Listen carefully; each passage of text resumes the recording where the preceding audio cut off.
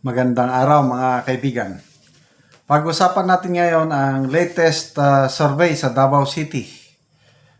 Ito may post ang Mindanao Times 1 hour ago. Sabi, look, former President Rodrigo Duterte leads the mayoral race in Davao City according to the latest Pulse Asia 2025 Electoral Preference Survey conducted from April 26 to May 6. So, bago lang ito, no?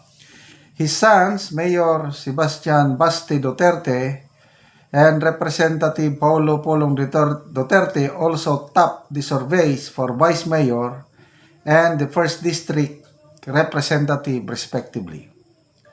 Furthermore, Barangay Captain Omar Vincent Duterte, Representative Paulo's sons, leads the 2nd District Representative survey, while incumbent Congressman Isidro Ungab is the frontrunner for the 3rd District. Sa atin ba, lahat ng Duterte ticket, panalong-panalo sa survey ito. So ito na yung resulta. Remember, Pulse Asia ito, isa sa mga credible survey groups. Walang pinapanigan. Very scientific. Wag lang yung ibang survey groups na may mga mind conditioning. Ito na. Punta tayo sa pagkamayor. Duterte, si PRRD, 83%. Layo, no? Nograles, 8%. Cubos, 3%. Undecided, 6%.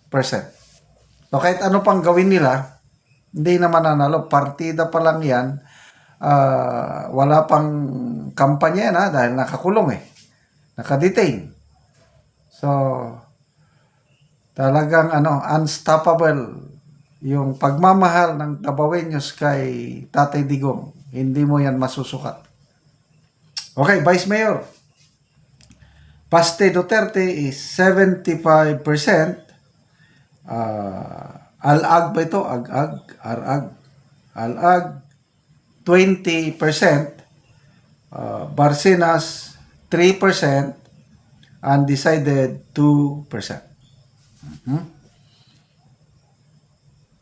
Punta tayo dito sa 1st District. 1st District, Congressman Paulo Duterte, 57%. Migs Nograles, 28%. Maglama, 10%. Undecided, 5%. So halos kalahati ang lamang ni Congressman Pulong, despite yung paninira nila yung kinasuhan, tapos may lumalabas na video, baliwala sa taga 1st District, Davao. And then 2nd District, ito na si Omar Duterte, anak ni Congressman Pulong, 52%. Campos, 45%. O ito, dikit ang laban nito. Ay hindi pa makasigurado si Omar Duterte. 3rd District, kay Congressman Ungab, 45%. Alag, 33%. Lopez, 15%. Undecided, 7%.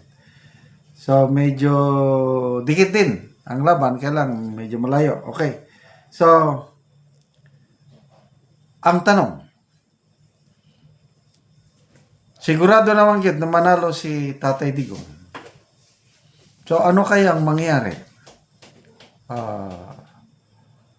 Mananalo rin si Mayor Baste. Paano ba si Tatay Digong? Siya pa rin mag-mayor? Siya ang magdala ng Davao City habang naka-detain siya sa Netherlands? Ano sa tingin nyo? O kaya ay magre-resign siya at si Mayor Baste ang mag-upong mayor? Kung ako ang iyong tatanungin, mas maganda hindi mag-resign si as is pa rin, mayor pa rin si Tatay Digong. Mas maganda yun. Yun lang, yung pagperma-perma, mga pipirma niyang papeles, yun lang problema.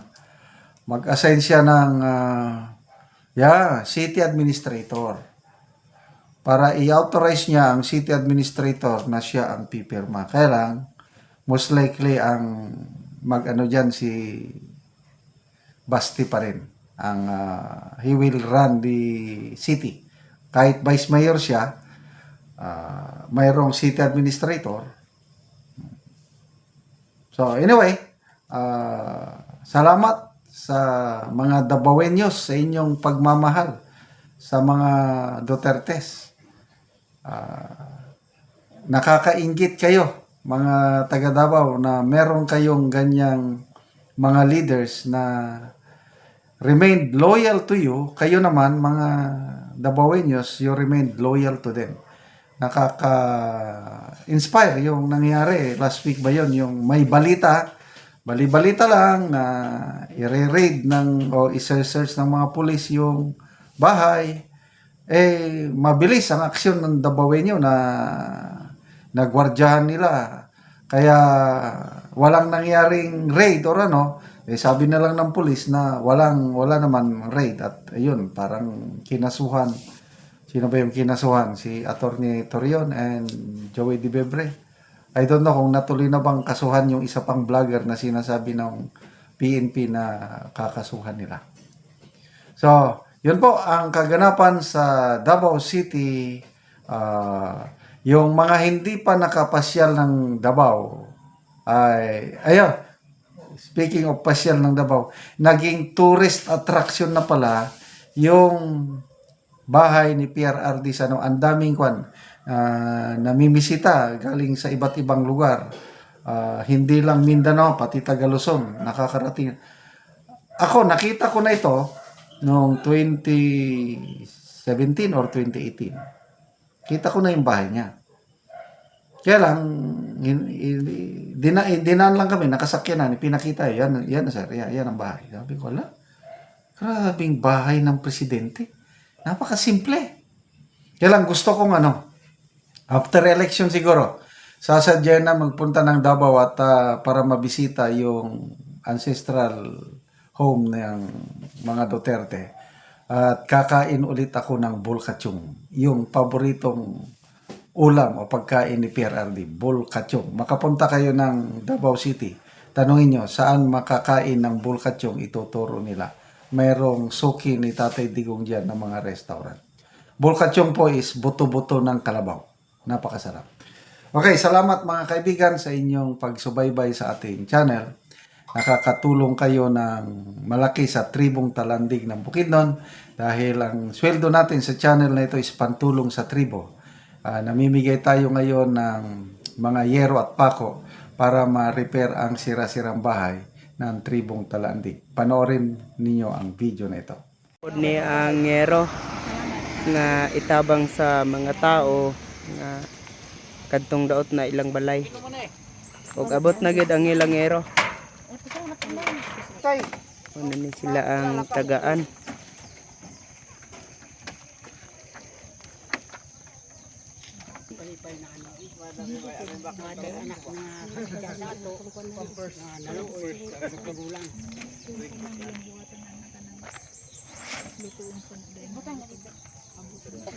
Kinain kan din niya. Ito wasaron kay para mabidyon ka. Salamat sa panalangin nga among madawat sa Ginoo. Labi na ang vlogger.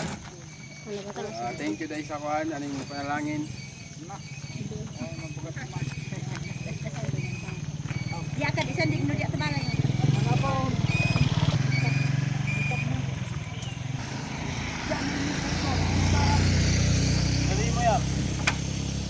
Mangudan si Mabil. Wala itay. Ganda to mo.